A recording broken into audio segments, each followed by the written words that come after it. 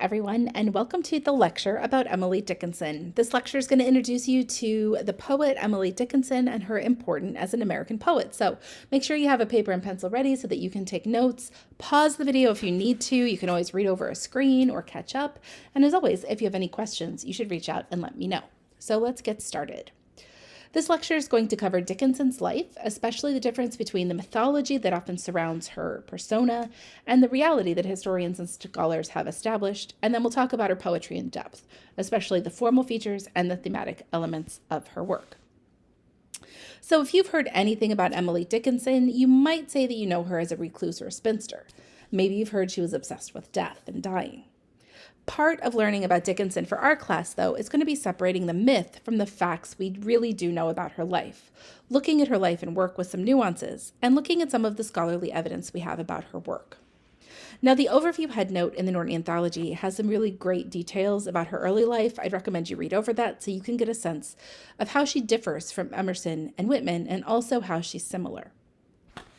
Some important things to know about her life is that she was born to a fairly wealthy family in Amherst, Massachusetts. She had a good formal education where she read and learned about the classics and British writers, especially Shakespeare, Milton, Keats, Dickens, Browns, Tennyson's, and her favorite, the Bronte sisters. She had a formal education. She was sent to Amherst Academy and Mount Holyoke, and that education would have been presented in a religious context. But Dickinson has always had a contentious relationship with religion, even early on. Now, one of the things that you should know historically, contextually, is Boston at this time is becoming increasingly secular and humanist. We've already seen the influence of a more secular Unitarianism on the transcendentalists like Emerson, who weren't very far away from Boston. But you're going to see this kind of secularism in Dickinson's work as well. Strangely enough, you'll also see the influence of Dickinson's Puritan ancestry. It really influenced the way she paid attention to the world. Traditionally, Puritans would have searched for evidence of God's will in the natural environment. And we see that theme in Dickinson just as we did in Emerson, but with a bit of a change. So if you know of Dickinson with the image of this kind of reclusive homebody, this is part of her early life as well. And there's really a lot of conflicting ideas about why she might have been a recluse, why she might have stayed home, why she might not have married. Now, some biographers have offered theories about why she chose to do these things, to stay at home, to never marry. Perhaps she had a melancholic disposition, depression in current terms. Perhaps her family's wealth just made it possible for her to do this. She didn't have to get married and go out and have children, so there wasn't any real pressure there. And she could have done her work as a poet. If she would have married and had children, she never would have had the time or space to write the poetry she did. It's possible she was a timid and fearful person, and that fear was compounded when her affection for different men wasn't reciprocated. She was also likely in love with her sister-in-law, Sue, who lived across the street. She wrote that she found this relationship the most fulfilling of her life. But a lot of this is still conjecture. Often biographers, when we read about them, they seem like they're writing about very, very different people. So we might want to ask ourselves, why do we care? Why is her status as a recluse or as a spinster even important? Is it that it's because she's a woman? If we think about Walt Whitman, he too never married. He too possibly had affairs with other men. And yet we don't seem to place the same kind of emphasis on the life. But Emily Dickinson is living in the 19th century, a time when women were expected to marry and have children, and she simply didn't fit this mold. Dickinson the person aside, we can look at Dickinson the poet. So Dickinson wrote most of her poetry during the late 20s and early 30s, or her late 20s and early 30s, I should say. One of her early editors counted her poems at 1,775, but scholars have identified others since then in different fragments and notebooks. She probably wrote more than 1,800 poems. She was not a reclusive poet in the sense of she never wanted to be published, but she did have very few of them published. She chose to have very few of them published. Less than a dozen ever appeared in print in her lifetime. Most of those were published in newspapers. And we've talked before how the newspaper and magazines of this era were really the only way that a writer could have made any sort of money from their writing. But the ones that were published in newspapers were completely altered by the editors to reflect and conform to contemporary taste in poetry. They disagreed with her slant rhymes. They disagreed with her tendency to break with conventional meters and forms, and so they, quote unquote, fixed her poetry. This probably was the reason why she stopped attempting to have her poems published. She wrote in one of her own poems, quote, "Publication is the auction of the mind of man." And she didn't want to sell out. Now, in 1890, which is 4 years after her death, a volume of her poems was finally published. But again, editors modified her meter and rhymes to conform with contemporary tastes. And if you see earlier versions of Dickinson's poems before people went into the archive and really looked at the originals, what you'll see is that they don't exhibit the same formal features that the ones you have in your anthology exhibit. In fact, you can find Emily Dickinson poems, especially in older collections, that don't have any dashes in them. So before we get into the thematic aspects of Dickinson's poetry, let's take a moment to look at one of her poems. After reading Whitman's poetry, you should notice a complete, stark difference here, even again, if poetry isn't your thing or you're not really an expert. Where Walt Whitman writes long lists, cataloging peoples and ideas in detail, Dickinson's poetry is compressed, almost sparse. It doesn't take up much room on the page. You might not have known what to do with Whitman's catalogs of American people and places, but his descriptions are usually fairly clear and unmistakable. You know what you're reading about. Dickinson, on the other hand, is often vague, and her lines can be read multiple ways, leading to a general sense of ambiguity. Now, notice the dashes in this poem. You're going to see these throughout her work. You can always tell a Dickinson poem immediately, even before you read the words, because she uses dashes and punctuation in non-standard and non-traditional ways. The punctuation, the syntax of sentences, is as ambiguous as everything else. Formally, her poems often have irregular meter and use slant rhyme. So when we think about the formal aspects of poetry, we think about lineation, line breaks, stanzas, that's the grouping of lines together.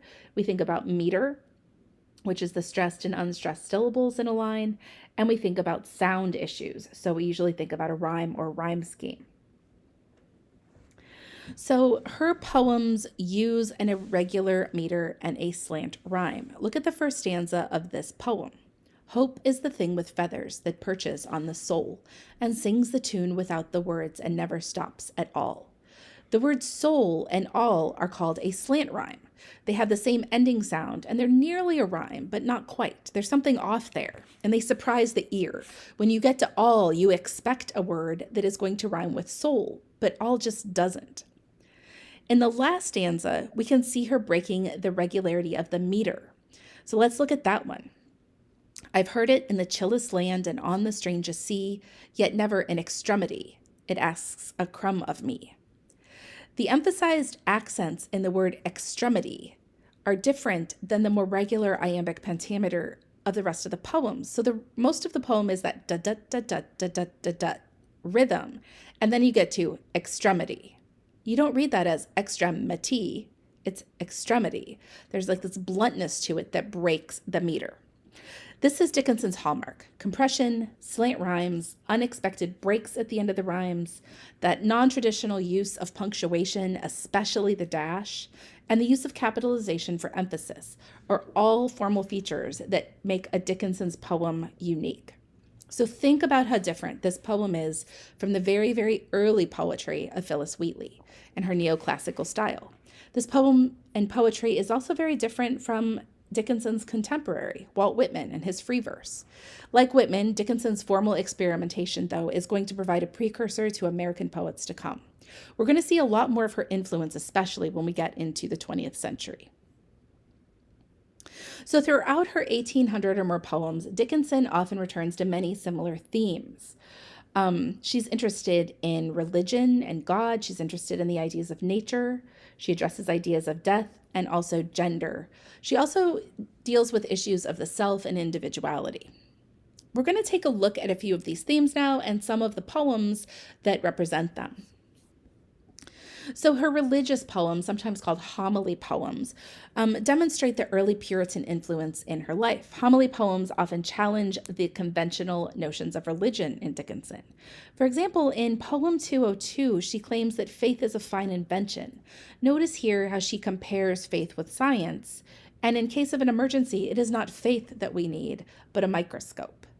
We'll see this again and again with her poems that include religious ideas or faith or God. She always takes almost a quizzical approach to them. Another feature of her Puritan heritage comes through her nature poems. She has the ability for acute observations of the natural world. Now, Puritans would have believed that the natural world carried messages from God. These could have been metaphorical messages, like the thorns on the rose representing the pain and the beauty of life, or they could have been direct messages, like why the sun was shining on the day you were born. Dickinson's poetry shows this proclivity and ability to closely observe the natural world, but she wasn't necessarily interested in divine communication. There's a Certain Slant of Light is one of her most contemplative nature poems. She starts with an observation about the appearance of a ray of sunlight on a winter afternoon, and then she uses that simple observation to ponder the metaphysical. The poem then becomes an intense meditation on what human existence is. Now, as you read through Dickinson, consider the value of her poetry. How does poetry that asks us to look so closely at the world teach us to engage with our own observations and beliefs? Other nature poems like Cathedral and Heavenly Here use language to describe physical and emotional sensations, often capturing the virtually indescribable longings of heart and soul. Now, it's true, Dickinson did write a lot of poems about death, but I don't know that it was because she was obsessed with death. It was probably more likely that there were some real historical and biographical reasons for this choice. Infant mortality rates and the mortality rates of mothers in childbirth were really high during the antebellum period, even in fairly well-off and sophisticated Amherst. The Romantic era's aesthetic also could be a reason why she was so interested in death. Romantics, think about Poe, often focused on death as a particularly evocative topic for art and literature. In short, Dickinson's not any more fixated on death than most of her contemporaries. It was part of her cultural moment, and it was also part of the aesthetic trends of the time. Again, we see her Puritan ancestry coming through here. Now, Puritans would have looked at the moment of death as a moment of transformation, right? It was the moment when she would have known if she was one of God's chosen. In the Puritan tradition, there was this notion of spiritual rapture at the moment of death, a moment that Dickinson portrays in I Heard a Fly Buzz When I Died. But unlike the Puritans who saw this moment of rapture, Dickinson's poem takes an ironic twist to the scene. She doesn't get angelic hosts or any sort of elevated notion of her holiness. Instead, a pesky housefly buzzes by, usurps the stage, and takes over as he waits, presumably, for the corpse. At the beginning of the poem, you almost get the notion that the speaker is kind of enjoying herself. She's having a beautiful death, just like she's always envisioned. And then suddenly a fly upstages her. Here, Dickinson is satirizing the Puritan culture, a culture that really fetishized death. We see the same thing happen in I Could Not Stop for Death, and we're going to see the same irreverence and very matter-of-factness about death and dying throughout her poetry. She doesn't elevate death as some glorious thing. She also doesn't fear it in the way that some poets do. Safe in Their Alabaster Chambers is another ironic look at the antebellum culture of death. Here, Dickinson is mocking the sanctity of the dead. She calls them the meek members of resurrection, who prefer the safety of their coffins to the risks of living a life. On this slide, you can see both the 1859 version and the 1861 version, in which Dickinson has edited the first stanza and almost completely rewritten the second. Notice how she describes the coffin: cold, man-made tomb, alabaster stone, as opposed to how she describes the natural world: babbles the bees, sweet birds. Also notice how the dead inhabit a world out of time. She calls them, quote, untouched by mourning, while the living seems to be vibrant and active. If we have this idea of Dickinson as this kind of genius poet who just wrote and scribbled on scraps of paper that she hid away, the revision of this poem really shows that she was a craftsman at heart. Once she revises the poem, she's completely changed the second stanza. Now it's harder to describe what's really going on. The meaning isn't quite as clear. It really sinks into that ambiguity that is a hallmark of her style. The second version illustrates some of the major stylistic and formal elements that it's essential to note about Dickinson.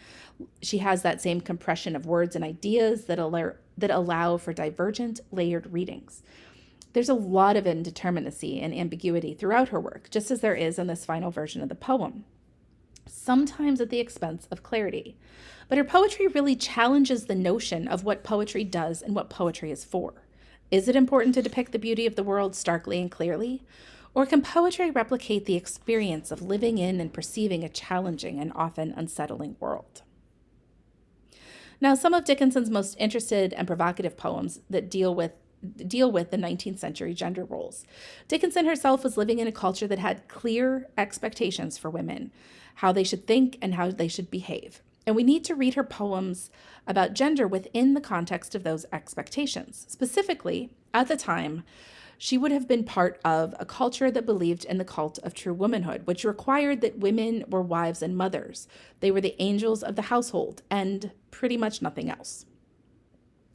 I'm a Wife, I Finished is a sarcastic attack on the idea that the only way for a girl to become a woman is to first become someone's wife. In that poem and others, Dickinson uses a number of ironic metaphors to describe, quote, true womanhood as the exclusive province of wives. Remember, Dickinson herself was never a wife, so does that mean she was never truly a woman? In another of her poems, she equates a wife with a czar, a Russian czar, not a czarina, but the actual head and ruler. In another poem, she compares married women to folks in heaven, those angels of the house, perhaps indicating that wives are angels in the home or dead in the grave, but nothing in between. Now, the poem on the screen here, Wild Nights, is one of her most famous, and it is undeniably a poem about love and sex. The opening leaves very little to the imagination. The speaker addresses the object of her desire with a request of a night of passion. In the second stanza, we see the speaker is requesting more than just a one-night stand, though. And finally, in the last stanza, we get the most provocative and also the most ambiguous imagery. The line, rowing in Eden, alludes clearly to the Garden of Eden, where Adam and Eve were naked and not ashamed of their nakedness. This reference seems to suggest a moment of sexual innocence, but what do we do with that rowboat? Where does that image come from? The final line suggests being moored, which means secured or anchored, like a ship would be. But here, she's not moored at something or to something. She's moored in her beloved, which changes the provocativeness of the line once more. Is this a euphemism for sexual penetration, or is she simply talking about companionship? What does it mean that the persona of the poem seems to be a woman? Who is she speaking to? We see here that Dickinson is able to play with layers of meaning and suggest multiple readings, transforming an entire poem with a single preposition. So just to review some of the important issues in Dickinson's work, really we can't overstate how important her work is to later American poetry. It is recovered in the late 19th and early 20th century, and the kind of compression and fantastical ways that she's using punctuation really do inform some of the modernist and later the postmodernist poets that we're going to see in the 20th century. Formally, you want to pay attention to the compression and ambiguity. Those are all formal hallmarks of her work. We can look at a poem on a page and know it is Dickinson. Those dashes are the thing that clues you in. Thematically, we see her linked to Puritan culture, but she's using her ancestry and the kind of lived experience of being part of that Puritan ancestry to kind of turn it on its head. We can also see her connection to transcendentalism in the way that she sees a connection between things and other antebellum historical and cultural concerns. Now, the punctuation, the dashes especially, require that a reader really participates in creating meaning in these poems. The dashes create the opportunity for multiple levels of readings and multiple types of readings. One of the things to remember, though, is that the editing and publication history really frustrates our understanding of the poem and the poet. We don't really know what the dashes should look like, if they should be hyphens or em dashes, if there should be spaces around them. We don't really know what Dickinson herself would have approved in a printing of a book because she was never given that opportunity. So we only have our best guess based on her handwritten manuscripts, which again adds another layer of ambiguity to her work. But alongside Whitman, Emily Dickinson's poem provided the 20th century poets with a massive amount of inspiration, formally and stylistically. And really, without Dickinson, we don't get many of the poets to come. So I hope you enjoy reading a few of the Emily Dickinson poems. Some of her lines are really, really famous and you're going to recognize them.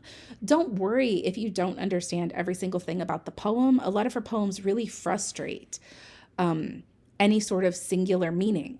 So take a look at the formal elements, see if you can pick out some of those themes that this lecture has covered. And as always, if you have questions, please reach out. I'm always happy to talk through any of your readings or any of your concerns. Happy reading.